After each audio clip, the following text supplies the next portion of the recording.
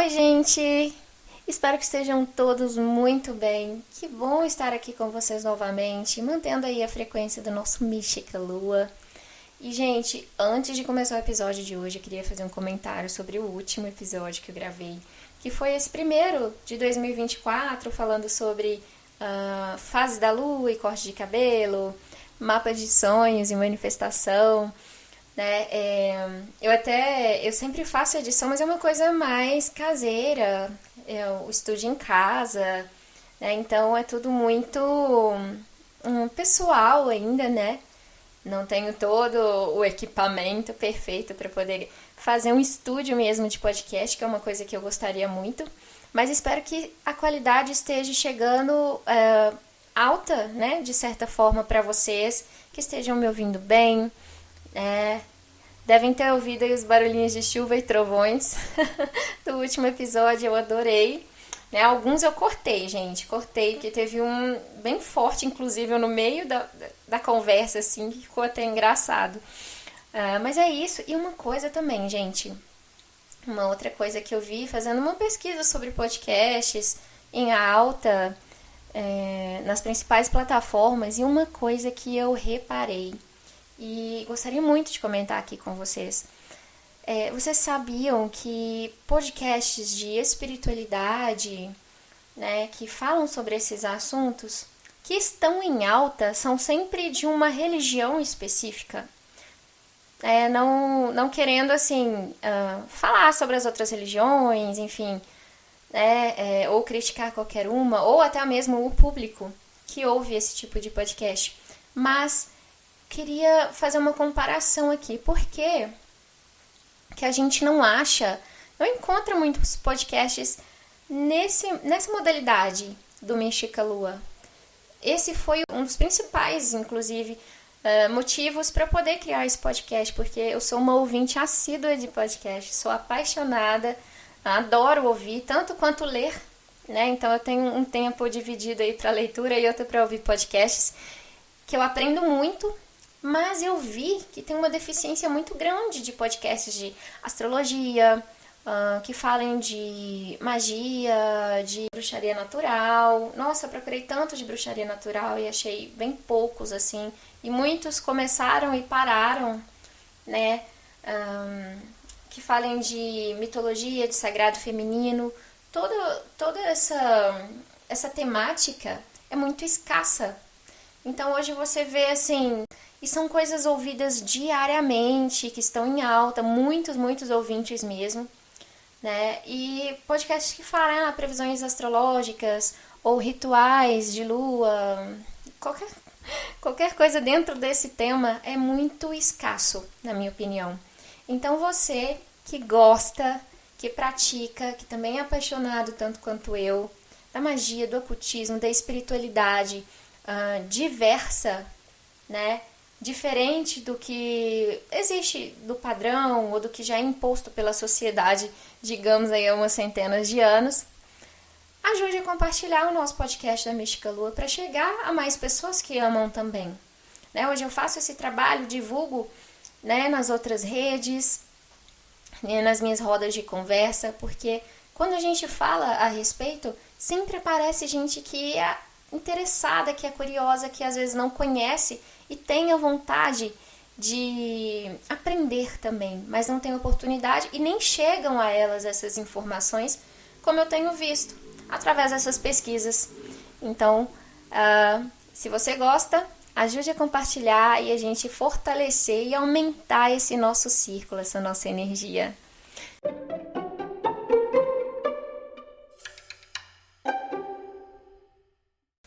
Bem, então vamos aí conversar. Eu resolvi trazer aqui que eu fiz um post recentemente falando, né? Claro, baseada aí no nosso futuro Clube do Livro, que eu vou começar através dos nossos apoiadores na Aurelo, que ainda não tem, gente. Então, se você gosta, se você quer continuar seguindo, quer apoiar e quer fazer parte ainda mais, né? Ser um participante mais ativo, tanto dentro do podcast quanto dentro deste grupo que a gente está formando, seja um apoiador, nos ouça lá pela Aurelo, acompanhe. né? Então, meu objetivo é fazer esse clube do livro, mas, claro, vou trazer aqui também, dentro do podcast, de forma gratuita, que é o objetivo também, compartilhar informações de forma livre, sobre as leituras que eu faço, né? Porque antigamente, quando não existiam todos os meios de comunicação e de aprendizado que a gente tem disponíveis hoje, os livros eram a principal forma de aprendizagem através dos tempos, né? Papiros, todo tipo de documento escrito era e ainda é muito importante, porque a gente consegue aí reunir essas informações de pessoas que já se foram e que aprenderam, têm conhecimento para passar, não é mesmo?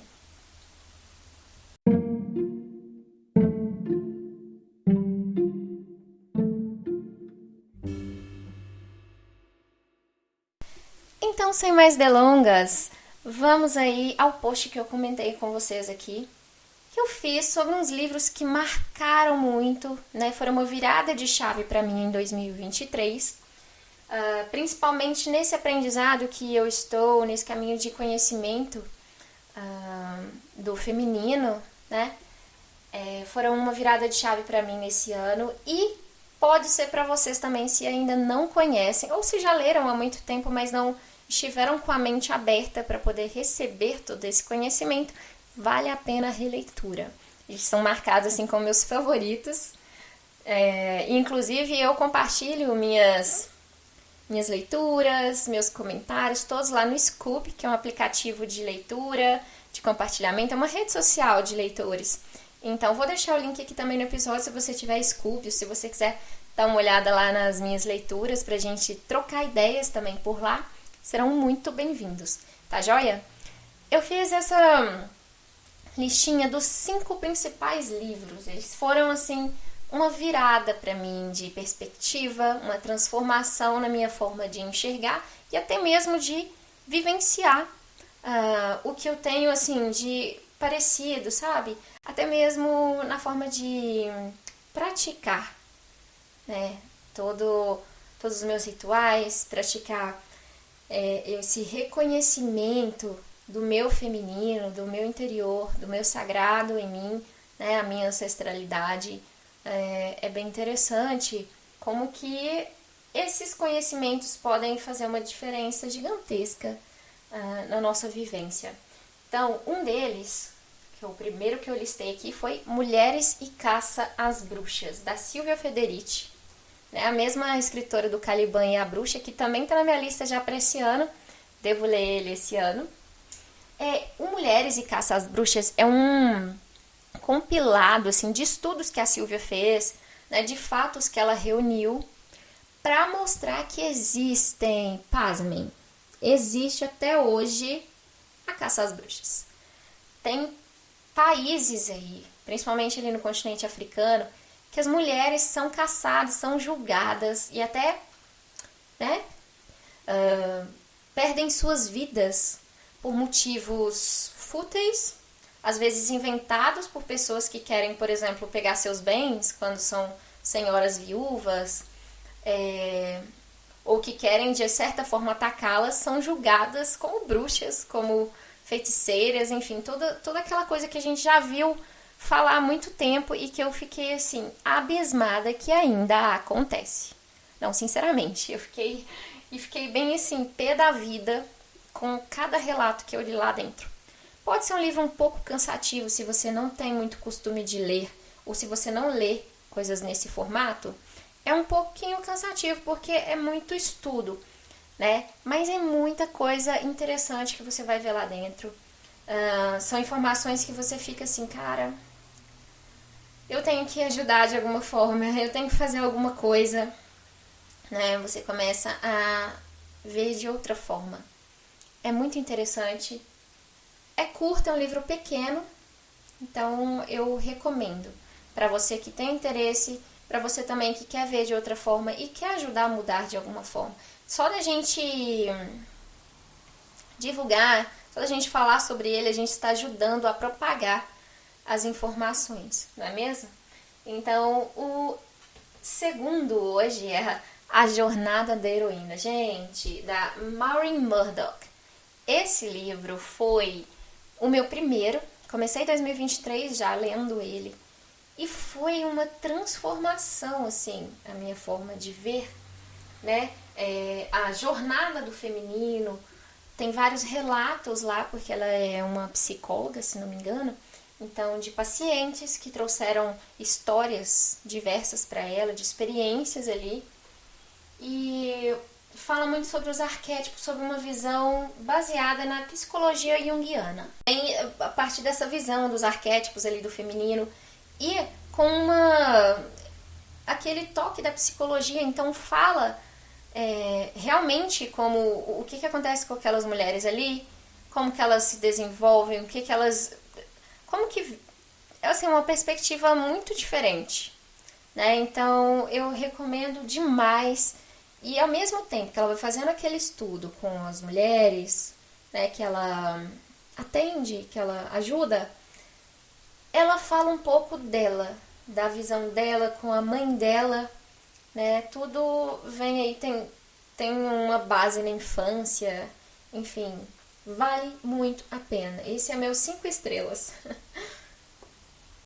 Outro livro que eu li, assim, em seguida da jornada da heroína e que, assim, despertou várias emoções em mim.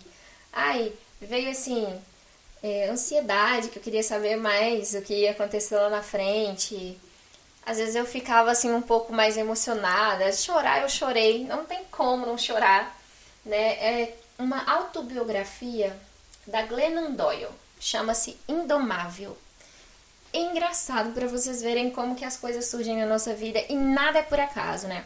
Eu ouvi um podcast de espiritualidade, não tão da espiritualidade, mas que pega um pouco sobre isso, sabe? Porque tem pessoas que fazem relatos, assim, contam coisas da vida delas, e esse podcast a pessoa falava da vida dela com aquele toque, né, espiritual, que ela acredita, enfim. Indicou um livro chamado Indomável. Eu entendi Indomável, mas se não me engano era Indomado. Aí fui procurar Indomável, achei o primeiro, falei, vou ler, né? Da forma que ela descreveu ali, parece super legal.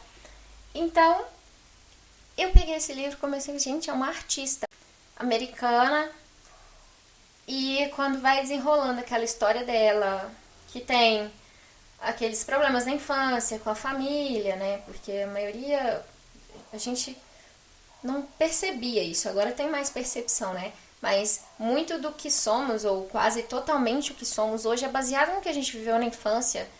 Traumas, aprendizado, a cultura que a gente tem, a nossa visão de mundo é moldada na infância. Por isso é importante, extremamente importante, cuidar das crianças de hoje, né, dar uma educação plausível, porque quando cresce, gente, sem condição, bem difícil de mudar, e a pessoa carrega traumas, carrega tudo aquilo, né, pra vida dela.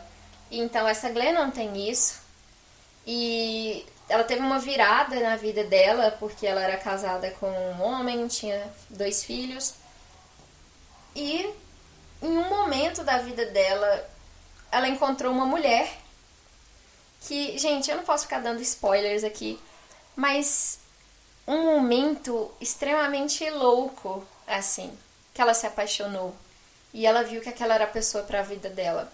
Mas esse não é o ponto do livro. Fala sobre o desenvolvimento dessa mulher, todos os aprendizados que ela teve na vida, e uma parte maravilhosa, uma parte incrível deste livro, quando ela conta da fundação. Quando ela teve, assim, ela ficou horas pensando ali, revoltada com os acontecimentos, né, da vida real que a gente vê notícias. Então ela decidiu criar uma fundação, abrir uma fundação. Gente, essa parte é muito linda. Não vou ficar dando spoilers aqui. Apenas leiam, esse também é 5 estrelas pra mim.